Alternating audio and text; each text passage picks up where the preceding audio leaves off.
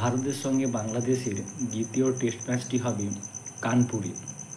তো কানপুরের পিচ কেমন হবে, চেন্নাই টেস্টের পিচ কেমন হবে সে নিয়ে অনেক দ্বন্দ্ব ছিল, কারণ ওখানে লাল মাটিরও পিচ ছিল এবং কালো মাটিরও পিচ ছিল।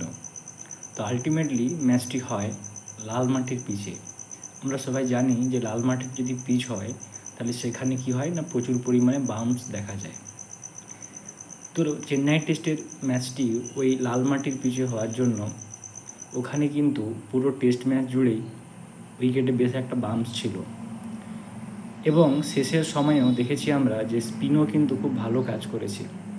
কিন্তু কানপুর টেস্ট ম্যাচটি অবশ্যই কালো মাটির পিচে হবে, এবং এই কালো মাটির যে পিচ, সেই পিচে কিন্তু স্পিন খুব ভালো হয়।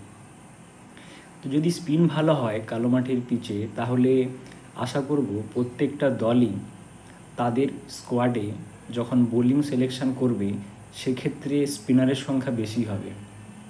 চেন্নাই টেস্টে আমরা দেখেছি ভারত কিংবা বাংলাদেশ দুইটো দেশেরই কিন্তু 3জন করে ফাস্ট বোলার ছিল এবং 2জন করে স্পিনার ছিল।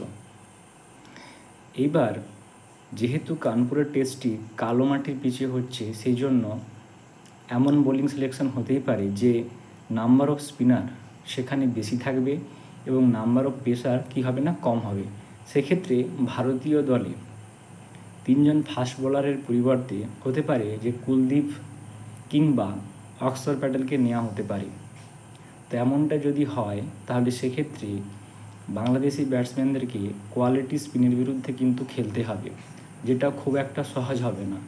আর স্পিন যদি উইকেটে বেশি করে তাহলে বিশেষ করে 4th ইনিংসে খেলা অনেকটাই কঠিন হয়ে যাবে। এবার এই কানপুরে যে শেষ টেস্ট ম্যাচটি হয়েছিল সেটি হয়েছিল 2021-এ। সেখানে কিন্তু উইকেটটা বেশ স্পোর্টিং উইকেট ছিল। ভারতের সঙ্গে নিউজিল্যান্ডের ম্যাচটি হয়েছিল এবং সেখানে দেখেছি যে এই টেস্ট ম্যাচটি 2 দলের মধ্যে ড্র হয়ে যায়।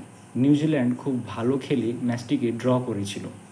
তো আশা করব এই যে দ্বিতীয় টেস্ট ম্যাচটি হবে সেইখানেও উইকেটটি একটা স্পোর্টিং উইকেট তৈরি হবে এবং সেখানে 2 দল ভালো পারফরমেন্স করবে এবং আমরা ভালো একটা ক্রিকেট দেখতে যাচ্ছি।